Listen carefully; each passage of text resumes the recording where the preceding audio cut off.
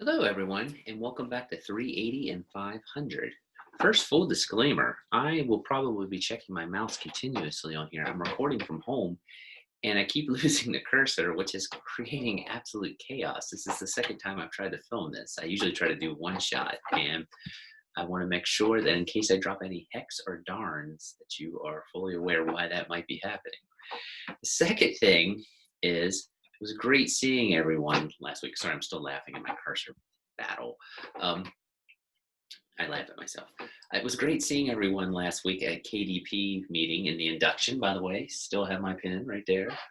Um, thank you for walking up and saying hello. It was great putting faces to names, even though I see your faces on the little avatars and such, and you'll be recording some stuff. This class is usually always online, whether we're having COVID or a pandemic or not. So I don't always get to see people unless they come and approach me, come to my office, or we Zoom or something like that. So it's great actually putting names to faces. Um, I'm sure it was likewise too, because you hear this voice and you see this rough looking face once a week if you're watching the videos, hopefully. Uh, but other than that, that's it. So anyway, that made my day. Also, some people had asked about don't forget about the Apple and the Google certification. I actually did go to the department and asked about the Google certification because the Google certification actually does cost $10 at level one. I'm actually going to follow a lead they gave me to see if maybe we can get the $10 back for people who might want to do that. I know some said it was, neither here nor there, but it wasn't in the course fees. And if you wanted to do Google, I don't want you to be penalized for it. So I'm going to see if maybe we can try to help you out a little bit with that. Might be a few weeks before I get an answer, but we'll kind of go there. But I did go to the department. I was trying to think anything else. That's the main thing, was good seeing faces. Hope everything's going well. This week is not a complicated week. We're going to actually have a pretty simple tech assignment, I think. It wouldn't have been week 5. We were in week 6, but I just graded week 4. I'm always filming a little early. The Nearpods were fantastic.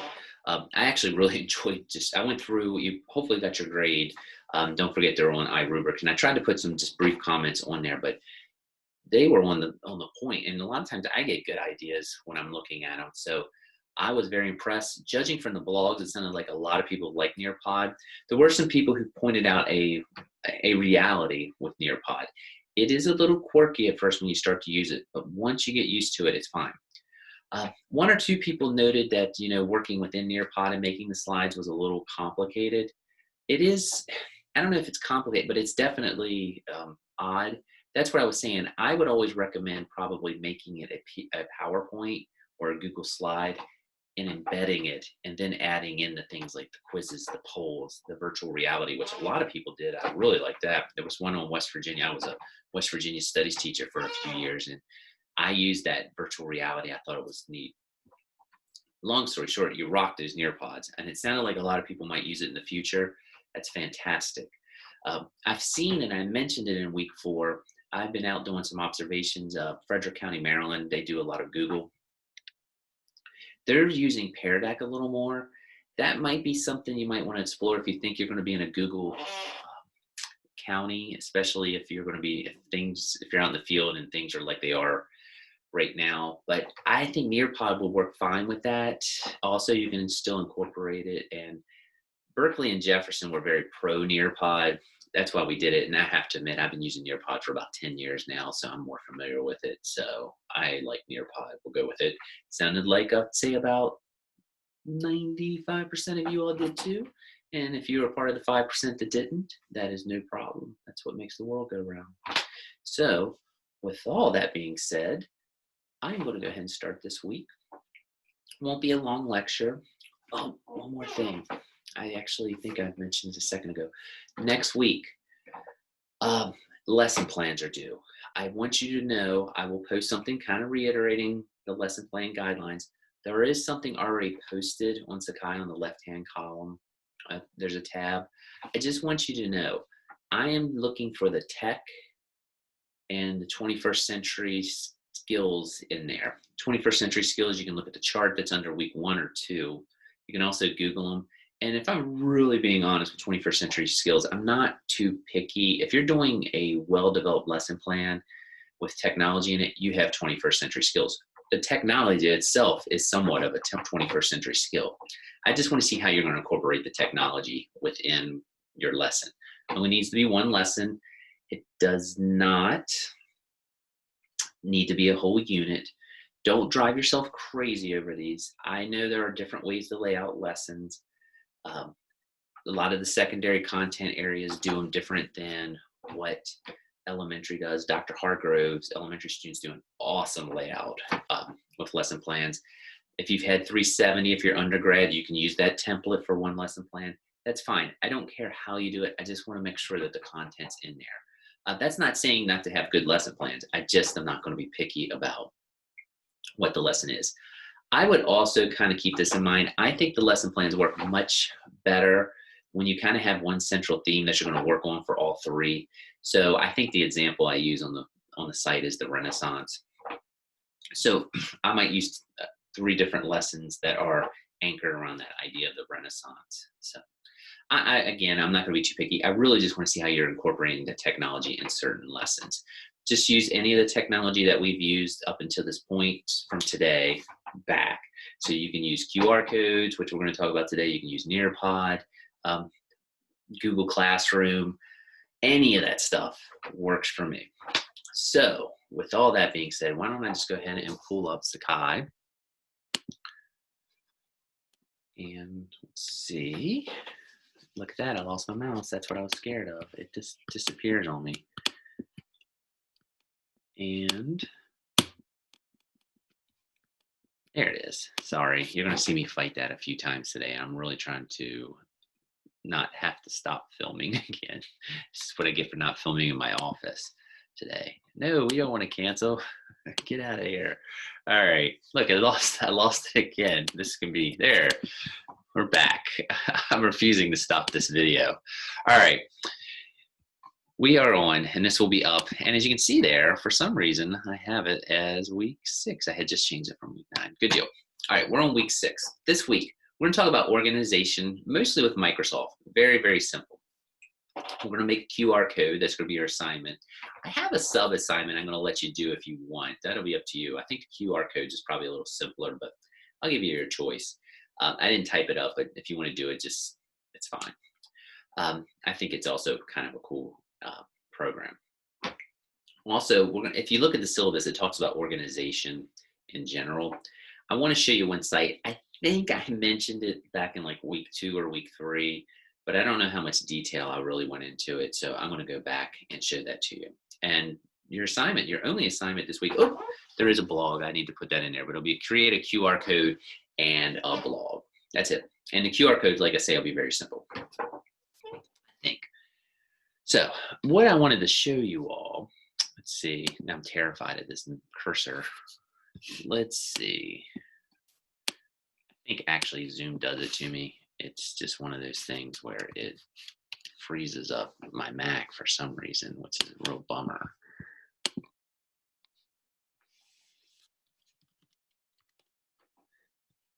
And I can't, not that you want to hear my tales of woe, but I have a iMac right there that I'm pointing to, but because I had the desk I have it, it's like in a cave. It looks like I'm talking to you if you've ever watched Empire Strikes Back from like a Wampa cave. It's very dark. So anyway, those are all my tales of woe. I just wanted to share this with you. I think you all have mostly all been in the field in some capacity. Actually, everyone should have been maybe potentially a graduate student or two.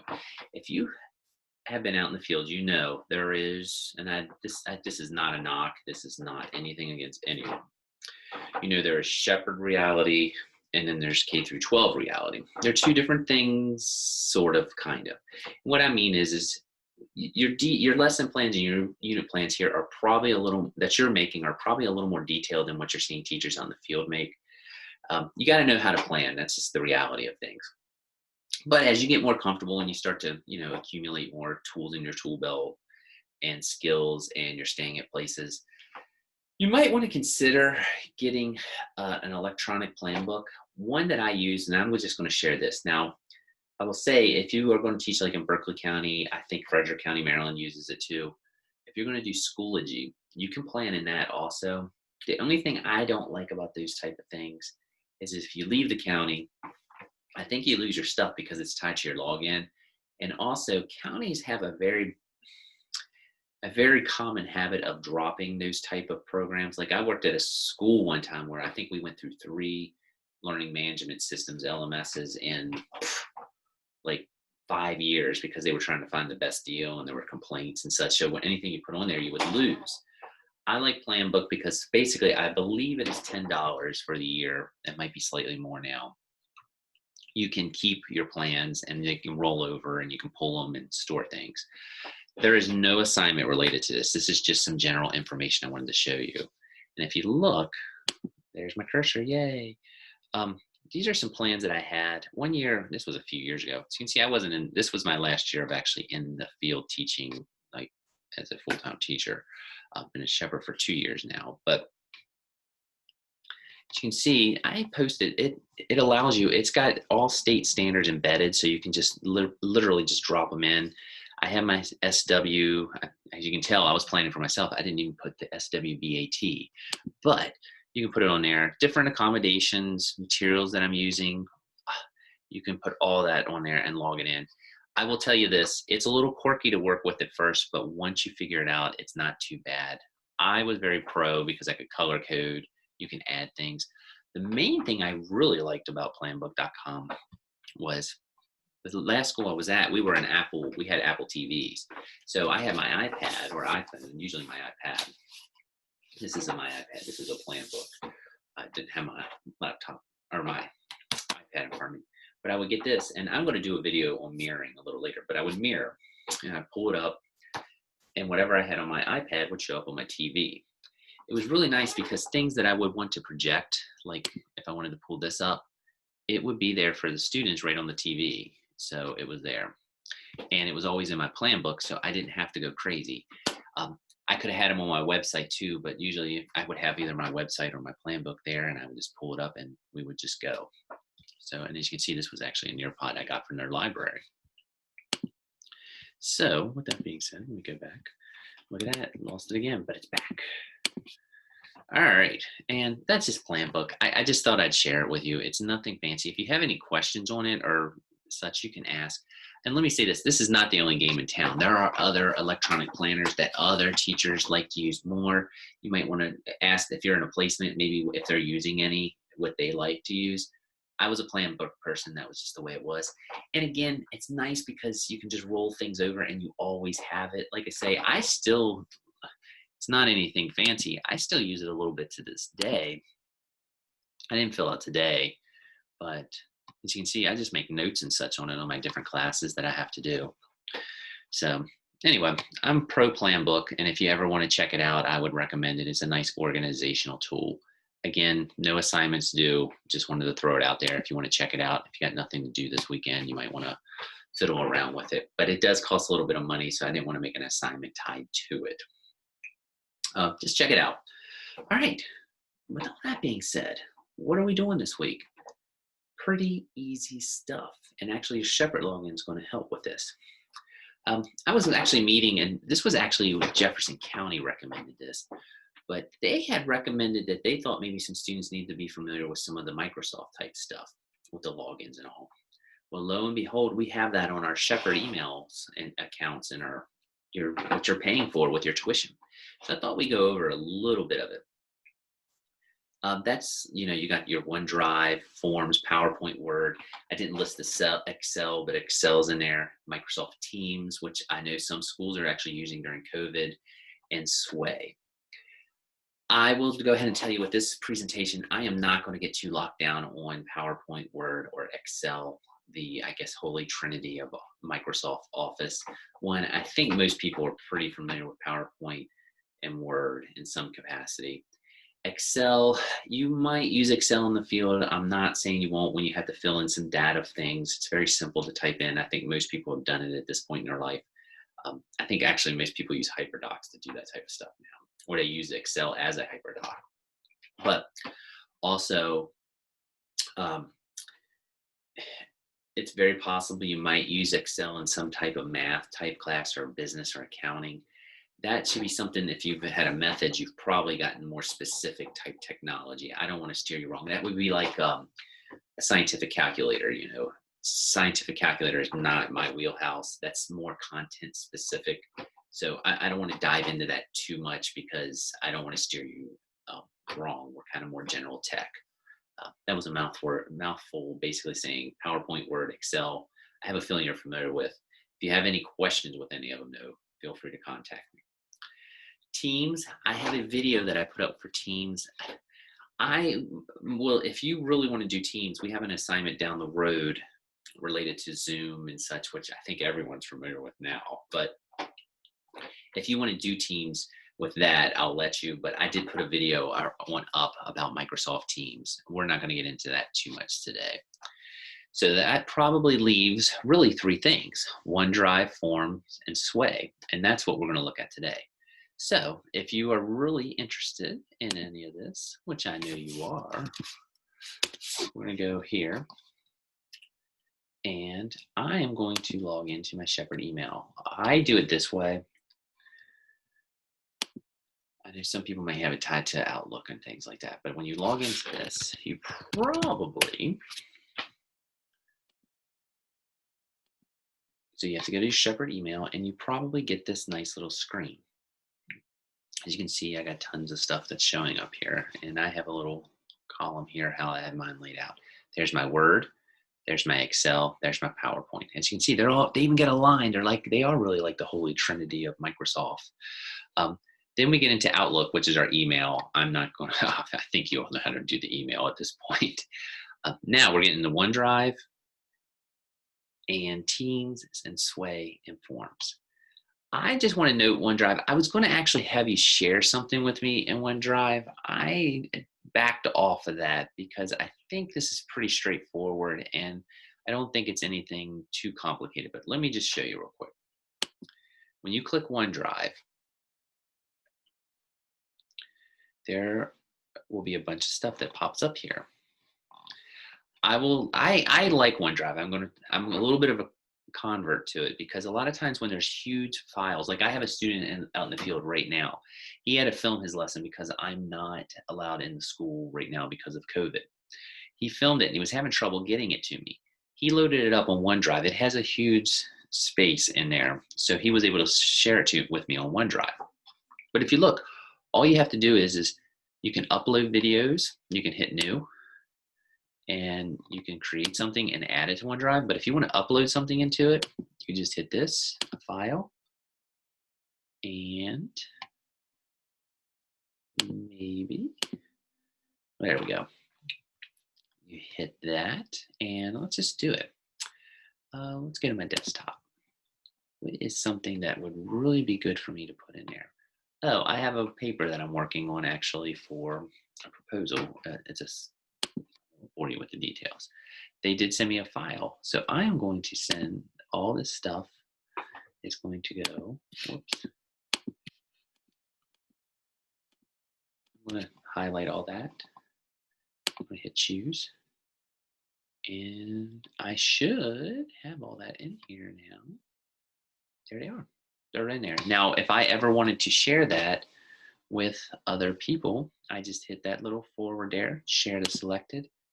And if I wanted to send it to any of you all, I could. So if I think most of you are familiar with, or will be familiar with Dr. Johnson. If I want to put it to Dr. Johnson, there she is. I can just send it to her right there and just hit send, and I can put a little note. That's OneDrive. It's there. I would recommend if you really want to start storing things in one place, it's not a bad idea, especially if you go to a county that's a Microsoft thing. It's all there. And again, it's just like what I was talking about PlanBook. It's there. You can just pull it right up. So I just wanted to let you know OneDrive is there. You can share it. It's pretty cool. Yes, that was a thumbs up. It was really poorly done. Thumbs up. You can do it there. All right, if we go back, that's OneDrive. The next one I'm going to do Sway. Sway is something that I was kind of saying, I don't have it on as an assignment that you can do this week, But if you wanted to try this instead of the QR code, I would let you. You would just need to put 5 pictures up here. Basically, Sway is kind of like PowerPoint Lite. If you wanted to just show more image-based type things, Sway's not too bad. I was kind of fiddling around with this, so I'll show you. I have to admit, I was messing around with Sway the last couple weeks because I had never really used it much, and started watching some tutorials and saw some schools are using it a little more. But with that being said, I was thinking about this because I had put one together and I just used some images for when I went to Europe a few years ago, just because they were there and I had a good time. So one thing I noticed in there, my wife always gets on me because she says when I take a picture, I never smile. Like, instead I'm always, so I was going to make one called Angry Selfies. And I can actually send this to her. But if I'm going to do Angry Selfies, now I can go and let's start going. I have my title. I can do different images. Now I can drag the images here. I have one that I loaded up of myself. I'm going to put there. And you can see I look a little angry. That's Angry Jason. And spelling that right, Alice. That's it. And then, as you can see, it's doing a search but at the same time. And you can add more things. Now, if I wanted to, that's one. I like that one, so we'll just keep that.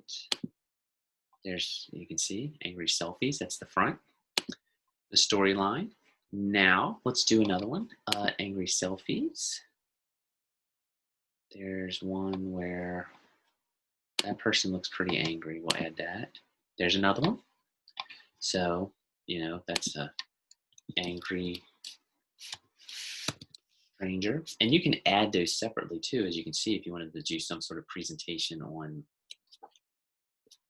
oh, someone did one on the water cycle. You could look up things, angry person. I wanted to add another one. You can put whatever is on there. You can put, oh, what's another selfie? Oh, I was in selfie in London, since I had mentioned that. And you can see there's total strangers. I have no clue who they are, but we'll put one there and we'll add it. And you can see that looks like they're on the tube. Selfie on the tube. And I think you get the point. And once that's all done, I'll play it here for you. There it is. And it's just got a listing. And like I say, it literally is PowerPoint Lite. You can say that on there. I was kind of mean there looking, wasn't it? There's some really bad ones too, but that was the first one that popped up. You can share this. And when you share it, you just hit share. And if you want to do this assignment or do the Sway instead of the QR code, you would pick a central theme. I don't care what it is. Something you would obviously, you would pick something you would do in the classroom. So maybe you were doing photosynthesis, or you were doing integers, or you were doing the American Revolution. Maybe you'll have 5 different people and you just put a title or a little info on there. You would put that on there.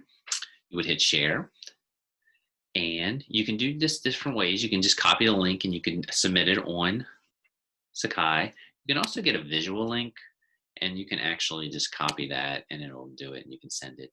I don't care how you send it to me. You can send it via email. You can just get the link if you want and copy it. I think that is the copy. Yep, copy it and submit it on Sakai. But I would want 5 Sway images and put it on there. One thing I would say that I liked about Sway a little bit, PowerPoints, especially with you all just going out in the field, I think you're going to find once you get hired somewhere, the hardest part is just getting organized and just having materials and putting those materials together. I'm 2 years into Shepherd and I still do that. I'm still struggling a little bit trying to make sure I have everything together and get it, find what I want, what I like. And next year I might throw something to the side. Sometimes when I'm putting stuff together, I kind of know that I got to get it together quick, so to speak. A perfect example, I'm teaching Ed 200. Dr. Hannah retired. She's awesome. I don't blame her for retiring. She was happy and she has an awesome farm. I picked up the class a week and a half before the semester. I had never taught at 200. I'm putting stuff together, on a almost a week before basis. It's just the reality of it. It's just teaching. And I think you're going to find that. That's one reason I like Sway. Building really awesome PowerPoints takes a little bit of time. Maybe you're trying to put together something really quick for your students just to see. Again, if you're doing science, I can see this a lot, maybe with different steps that you need to show. And as you can see, they're there. I mean, it's ready to roll. And you can, maybe organize it and talk about each one. If you're like me, you could probably just see a picture and start talking. Like I could talk about that picture of myself for 10 minutes for various reasons: Buckingham Palace, experiences. Maybe this kid was throwing something um, at the palace and a guard got it. I don't know. I don't remember everything. Actually, I do remember there was some trash up on the hill, but maybe that little boy did throw that. Oh, see, there you go. Anyway, it's just good. I think it's a less detailed PowerPoint is what I'm getting at. You can do this.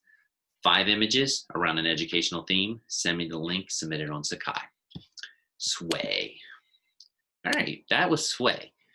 The next one is actually one I think everyone might be getting familiar with because it seems like everyone's using it lately. It is Microsoft Forms. We're going to use this for a QR code exercise. I would recommend, even if you do the Sway, to try a QR code. The QR codes are pretty, seem to be something that the schools are starting to like.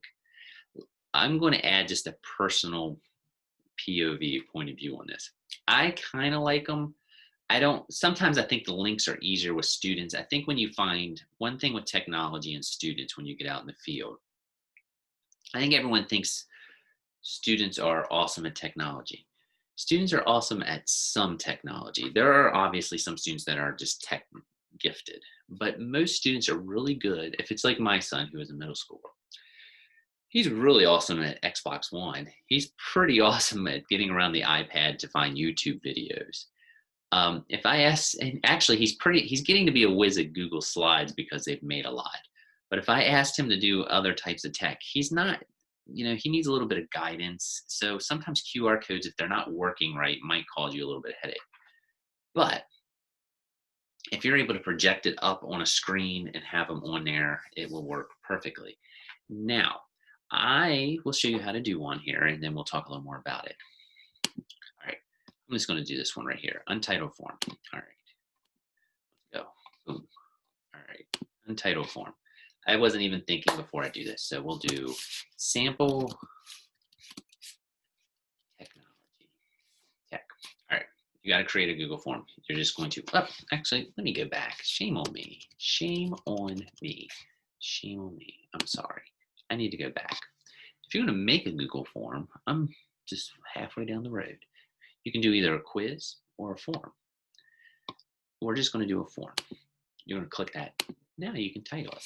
And I'm just going to say technology. And I'm going to describe it. Now I can just add new questions.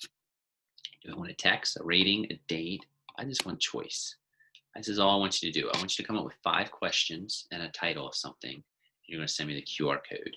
But for example, did you like? Yes. Option 1. Yes. No. You can add more. Let's do a rating. How would you rate?